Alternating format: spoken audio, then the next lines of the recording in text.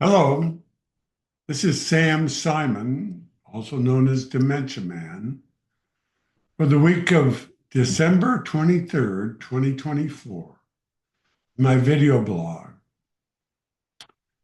I'm going to use this week of Christmas and Hanukkah to wish everyone a year of health and meaning and hope.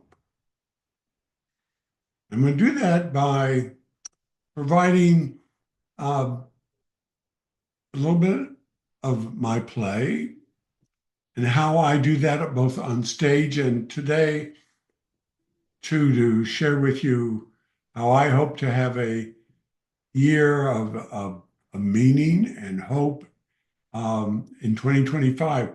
You know, the two holidays, Christmas and Hanukkah, are in some way based particularly on visions of hope and goodness and health and good things.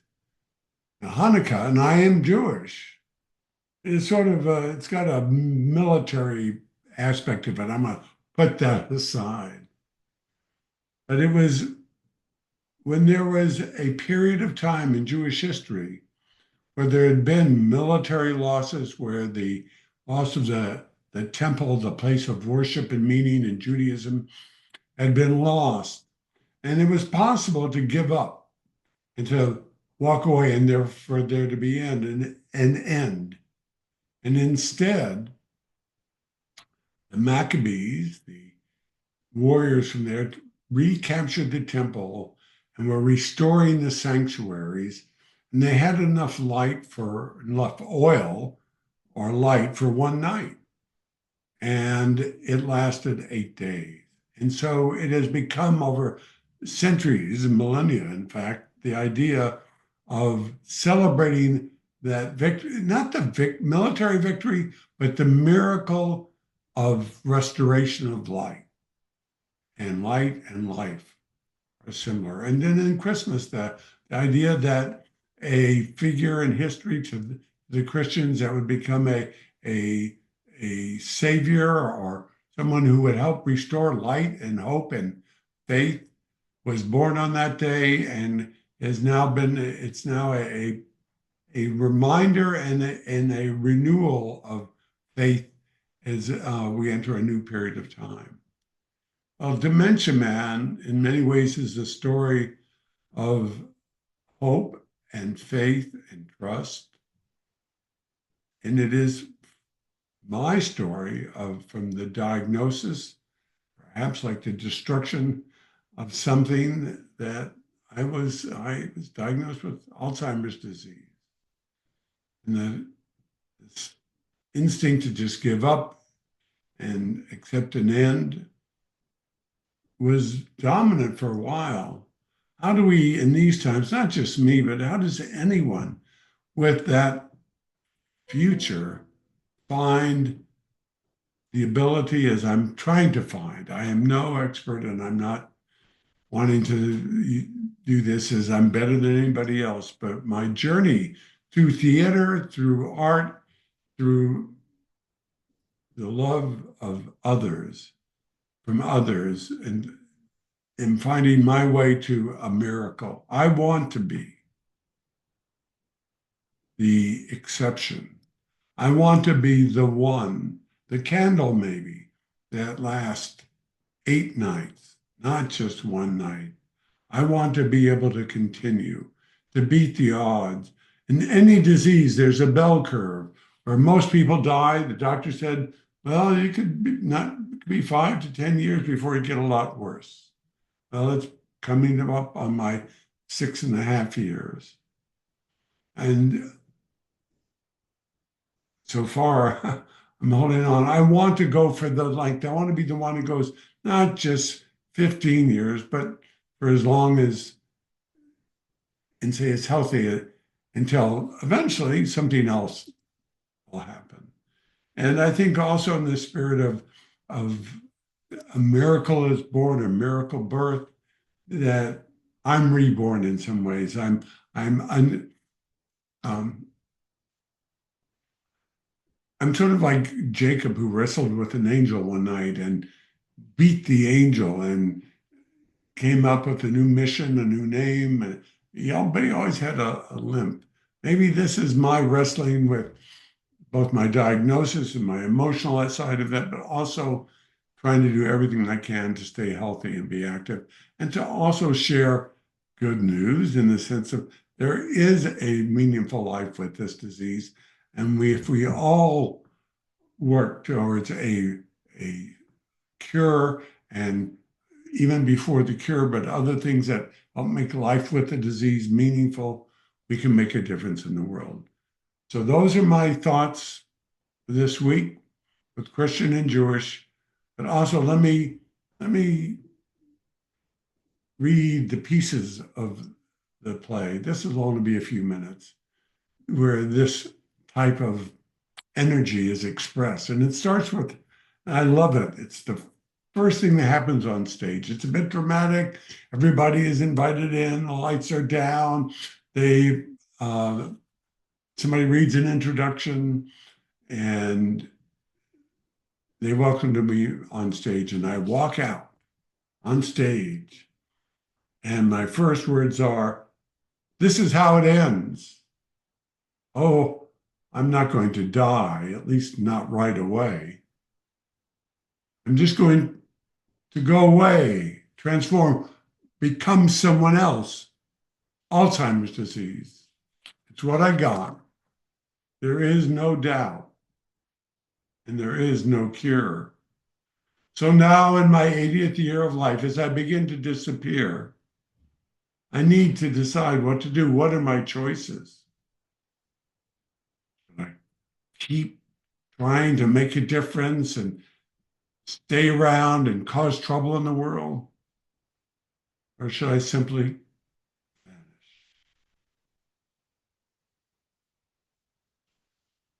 Well,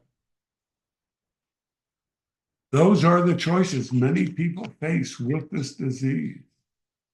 And there are people who choose to vanish, to simply disappear into their room and not come out. My choice has been to write a play.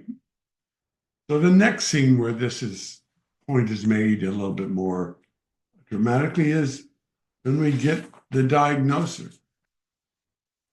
So a lot of the play is about how hard it is for people who are diagnosed or have a memory issue and are thought to have maybe Alzheimer's.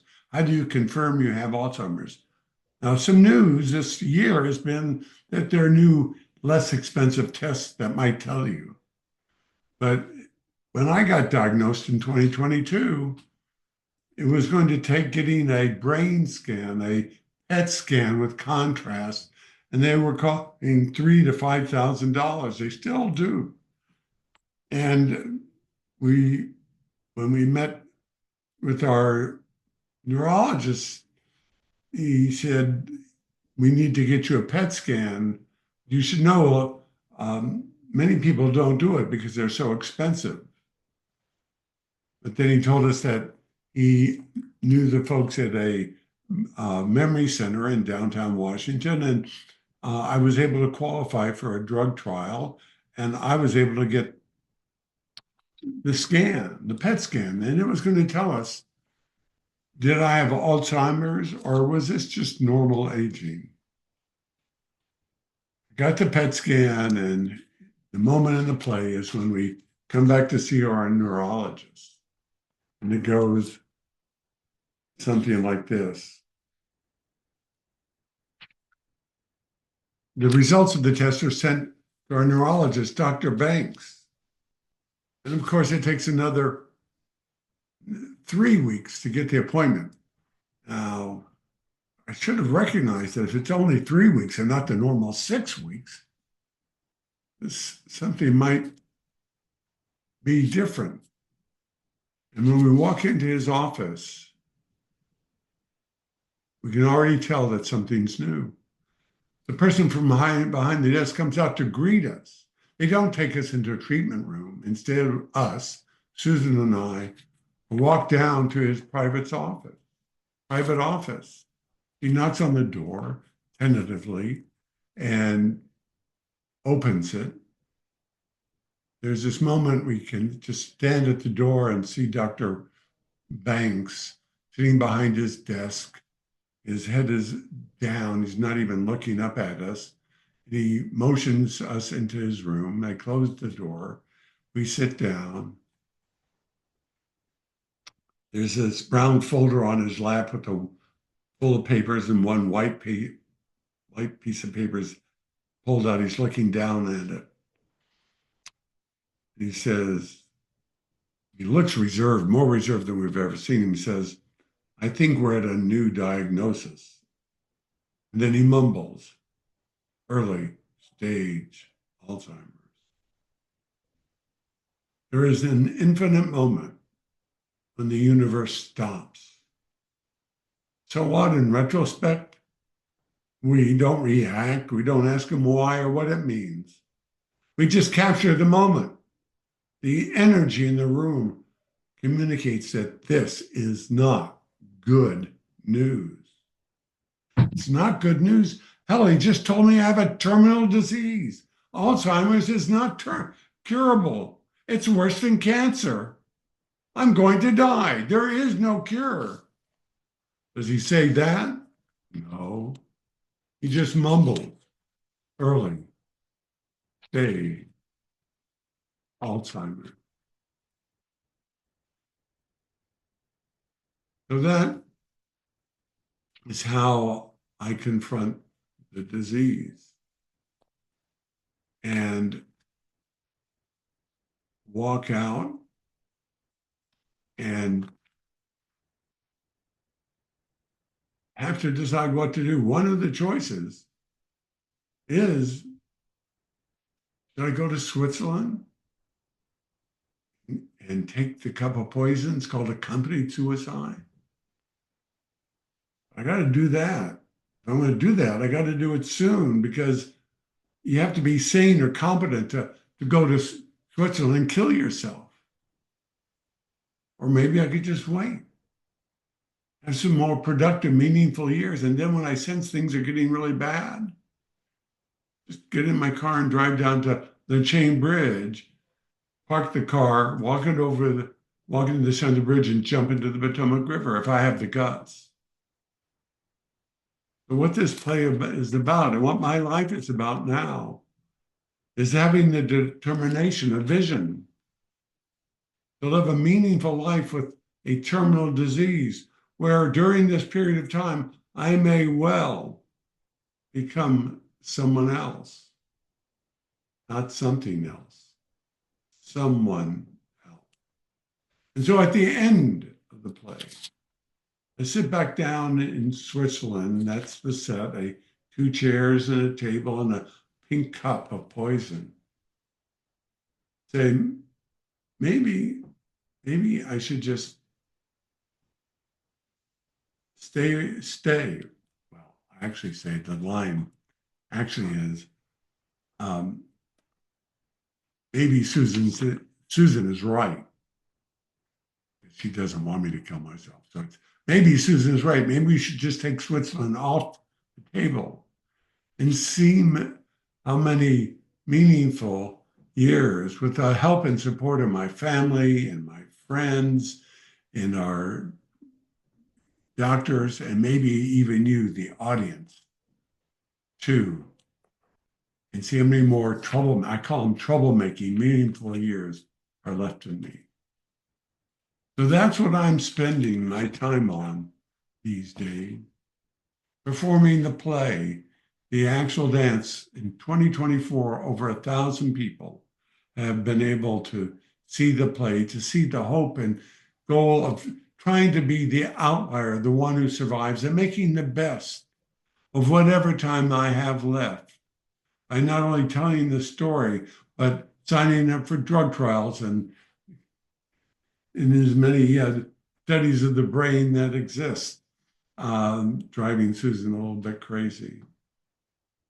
So yes, and I want to invite you to be with me on this journey and to be part of this work. So First of all, I wish you too, whatever's going on in your life, no matter how bad it might seem,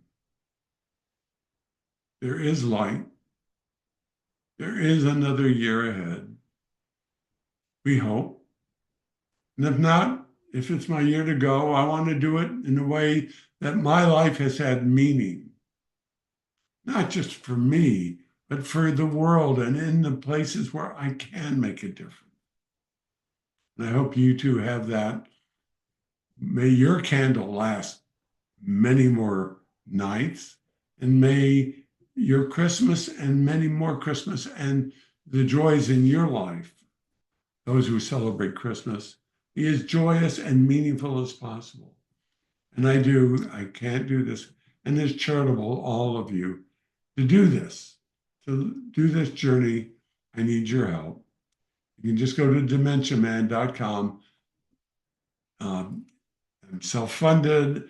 I get booked, and so the bookings help cover the cost. But I also need you to be part of the Dementia Man journey and bring it to as many people who need to see it and for whom it can have meaning and purpose. Just go to dementiaman.com, and they are tax deductible. So yeah, Hanukkah and Christmas proves that miracles are possible. And yes, maybe I will be the one. Maybe you too will be the one. And whatever the challenges are, that make a difference and beat the odds. Merry Christmas and Happy Hanukkah.